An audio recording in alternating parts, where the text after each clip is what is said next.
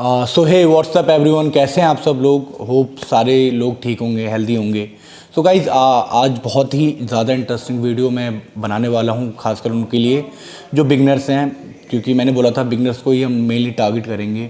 सो आज हमारा है कि हम बिगनर्स मसल बिल्डिंग डाइट पे फोकस करेंगे और आपको ये चीज़ समझाने की कोशिश करूँगा कि कौन सी चीज़ें हैं जो हम जिनको इग्नोर करते हैं और क्या गलतियां हैं जो इंडियन जिम्स में ज़्यादातर लोगों को नहीं बताई जाती।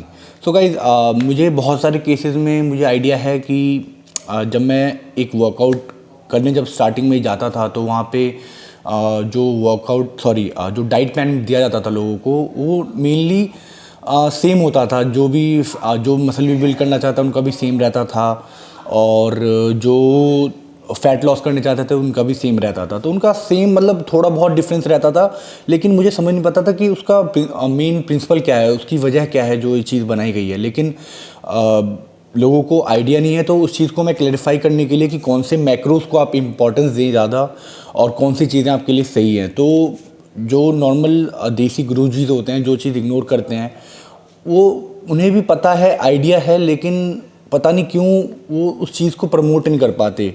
और आइडिया से लेकिन नॉलेज एक अलग चीज़ है, दोनों एक अलग चीज़ है जिसके फोकस नहीं करते। तो मेन चीज़ें हमारी हैं कि हम मैक्रोस को समझें। मैक्रोस को समझने के लिए गाइस सबसे पहले आप समझिए कि अगर कोई बंदा बिगनर है, वो जा रहा है जिम में, तो मैक्रोस को कैसे समझेगा। उसको इम्पॉसिबल है कि वो समझ जाए कि किस चीज़ की उसकी सबसे ज़्यादा प्रायोरिटी है, कौन सा मैक्रोस, कार्ब्स, फैट और जो प्रोटीन है, ये तीनों मैक्रोस होते हैं। मैंने आपको लास्ट वीडियो में बनाया था कैसे इसे कैलकुलेट करते हैं, वो भी मैं लिंक डाल दूंगा इस वीडियो के नीचे डिस्क्रिप्शन में। आप उस वीडियो को ज़रूर देखिएगा, आपको बहुत ज़्यादा हेल्प मिलेगी, बहुत सारी चीज़ें सीखने को मिलेंगी। सो आज हम फोकस करने वाले हैं अपनी मेन गेनिंग मैक्रोस की जो दो चीज़ें होती हैं, आपका कार्बोहाइड्रेट सोर्स और आपका प्रोटीन सोर्स। सो आज हम बेसिकली बात करने वाले हैं प्रोटीन सोर्स पे। कार्बोहाइड्रेट सोर्स का हम एक नेक्स्ट वीडियो बनाएंगे जो पार्ट 2 है, जो आएगा जल्दी ही आएगा। और पहले हम प्रोटीन सोर्स की बात करें तो गाइज मैं इसमें आपको मेनली ऐसे प्रोटीन सोर्स से चीज़ें बताने वाला हूँ जो आपके घर पे ईजिली बनती हैं, डेली चीज़ें बनती हैं और कुछ ऐसा प्रोफेशनल लोगों की तरह आपको उनको प्रिपरेशन करने के लिए कोई चीज़ नहीं चाहिए। बस नॉर्मल घर की जो चीज़ें हैं उनसे आप कैसे अपना मैक्रोन्यूट्रिएंट्स कंप्लीट कर सकते हैं अपने। सो प्रोटीन में सबसे पहली चीज़ें आप देखिए, नॉर्मली घर पे क्या बनता है, दाल बनते हैं, छोले बनते हैं, राजमा बनते हैं, आपका पनीर, मिल्क, ये सब, सोया चंक एंड दाल, एग्स। तो ये सब चीज़ें आपके नॉर्मल घर में बनता ही बनता है। तो इसको आप देखिए, सबसे मेन चीज़, सबसे बेस्ट क्या होता है, जो आप एक सस्टेनेबिलिटी डाइटिंग होती है। सस्टेनेबल डाइटिंग मीन्स कि आप कैसे उस चीज़ को डेली कर पाएँ, क्योंकि एक लाइफस्टाइल है। आप कभी भी जिम जा रहे हैं, इट्स नॉट कि आप फिज़िक बिल्ड करेंगे फिर उसके बाद घर बैठ जाएंगे, वो फिज़िक डाउन हो जाएगी। तो एक लाइफस्टाइल आपको ज़िंदगी भर हेल्दी रहने के लिए ये करता रहना है। तो एक सस्टेनेबल डाइटिंग होना बहुत ज़्यादा ज़रूरी है। सस्टेनेबल डाइटिंग का मतलब क्या है, एक अलग टॉपिक है, उसका भी मैंने वीडियो बना रखा है। आप जिनको देखना आप सर्च करके देख सकते हो, मेरे ही यूट्यूब वीडियोस में हैं। तो सबसे पहली चीज़ कि हम फोकस करें कि स्टार्टिंग में जो बेस है हमारा वो स्ट्रॉन्ग हो। तो स्ट्रॉन्ग होने के लिए सबसे पहले आपको मैक्रोस को समझना पड़ेगा, मैक्रोस को कैसे कैलकुलेट करते हैं वो समझना पड़ेगा, और कैसे आप नॉर्मल चीज़ों, घर की चीज़ों से इजीली जो चीज़ें अवेलेबल हैं उससे अपने गोल्स को पूरा कर पा रहे हो। तो गाइस ये सारी चीज़ें ना हमारी डाइट से मिस होती हैं। जब हम कभी भी जिम में जाते हैं ना, वही बॉइल्ड चिकन, बॉइल्ड वेजीज खा के किसी का भी मसल बिल्ड नहीं होता। आपको मैक्रोस को समझना पड़ेगा जब आप नॉर्मली मसल गेन करते हो।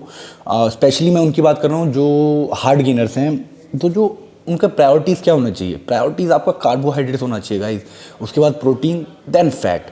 तो ये मैंने पहले भी बोल रखा है वीडियोस में। तो हम स्टार्ट करेंगे नॉर्मल चीज़ों से, जैसे कि आपका एग्स हो गया। एग्स में बहुत सारे लोग गलतियां ये करते हैं कि यार आप योक खाते हो, योक नहीं खाते, आप एग वाइट्स खाते हो, बस ऊपर का जो शेल होता है वो खाते हैं। और मैंने देखा 12-12 लोग 12-12 वाइट्स खा रहे हैं और उसका योक फेंक रहे हैं। तो वहाँ होता क्या है कि आप वेस्टेज ऑफ मनी कर रहे हो। अगर एक अंडा 6 से 7 रुपये का आता है तो आप करीबन उसका हाफ, जो उसकी वैल्यू है, जो उसमें हाफ न्यूट्रिएंट्स हैं, जो अच्छे न्यूट्रिएंट्स हैं, आप उसको फेंक रहे हो। गाइस योग कभी भी आपके हेल्थ के लिए बुरा नहीं है, खासकर उनके लिए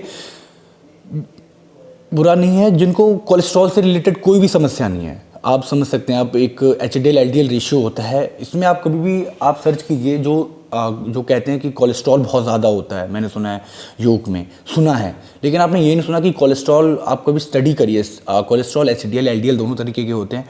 आपका एचडीएल अच्छा कोलेस्ट्रॉल होता है, एलडीएल ईजिली वर्ड्स में गंदा कोलेस्ट्रॉल होता है। इन दोनों का रेशियो बहुत ज़्यादा मैटर करता है। अगर ये दोनों ही ज़्यादा हैं तो आपको देखो प्रॉब्लम होगी, लेकिन कभी भी आपका एग योक खाने से ये ऐसा नहीं है कि अनहेल्दी है, तो आप एग योक भी इंक्लूड कीजिए। जितने भी हार्ड गेनर्स हैं, मैं कहूँगा अगर 5 या 6 अंडे खाते हैं, 12 की जगह 6 अंडे खाइए, लेकिन आपका उसका एग योक भी खाइए, उससे आपको कोई प्रॉब्लम नहीं होगी। धीरे धीरे थोड़ी बहुत गर्मी हो सकती है शरीर में, लेकिन वो धीरे धीरे आपको आदत पड़ जाएगी। सो दूसरी चीज़ें होती है हमारी मिल्क को हम बहुत ज़्यादा इग्नोर करते हैं हर डाइट में। पहले जाते कि नहीं आप मिल्क नहीं ले सकते, यार milk is the best source of protein. जो उसके अंदर प्रोटीन होते हैं, उसके जो एमिनो एसिड प्रोफाइल होता है, जो दुनिया का सबसे बेस्ट एमिनो एसिड प्रोफाइल है, उसके अंदर आपको सारे जो ह्यूमन्स बॉडी को नेसेसरी हैं, जो अभी तक खोज हो पाई हैं 19, अब 21 हो चुकी हैं, जिसमें एसेंशियल नॉन एसेंशियल एमिनोज होती हैं, सारी की सारी अच्छे प्रोफाइल में मौजूद होती हैं। तो आप कभी भी मिल्क को इग्नोर मत कीजिए। फिर आपका सोया चंक हो गया, पनीर देखिए गाइस, मैं फ़ैट्स को इसलिए इंक्लूड नहीं कर रहा बिकॉज आपका जो नॉर्मल घर का डाइट है उसमें फ़ैट होता ही होता है, तो उस चीज़ को आप अभी इग्नोर कीजिए बिकॉज हमें प्रोटीन पे और कार्ब्स पे फोकस करना है, और फैट्स ऑटोमेटिकली यार जुड़ ही जाएगा। तो नॉर्मली हमें दिन में 50 से 100 ग्राम चाहिए, जो नॉर्मली हार्ड गेनर्स उन्हें 100 ग्राम चाहिए, और नॉर्मली जो पर्सन है उसे 50 ग्राम्स इनफ है पर डे का। बिकॉज आपको अगर अच्छी क्वालिटी का मसल बिल्ड करना है तो आप उससे ज़्यादा भी ले सकते हैं, नो इशू, बिकॉज आपको एनर्जी चाहिए, बस आपको वर्कआउट करना है, आपको मसल बिल्डिंग पे फोकस करना है। तो सबसे बेस्ट कि आप पनीर लीजिए, पनीर भी एक अच्छा सोर्स है, उसमें भी आपका केसीन प्रोटीन होता है, करीबन सेम एमिनोज ही होते हैं, एमिनो एसिड प्रोफाइल करीबन दूध का पनीर का सेम ही होता है, बिकॉज दूध से बना होता है। उसमें फ़ैट आप देखेंगे 50-50 रेशियो होता है प्रोटीन का फैट का, तो वो लोग इग्नोर ही करें पनीर को जिनको फैट से रिलेटेड इशू है। उसके अलावा आप दाल मैं बताऊँ, लोग सोचते हैं कि दाल में न्यूट्रिएंट्स नहीं होते, आप दाल में around 20 to 25 grams of protein मिलते हैं। डिपेंड करता है कौन सा दाल है, हमेशा क्वालिटी पे क्वांटिटी पे नहीं, क्वालिटी पे आप फोकस कीजिए। और उसके अलावा छोले चने स्प्राउट्स ये सब चीज़ें हो गई जो वेजिटेरियन सोर्सेज हैं।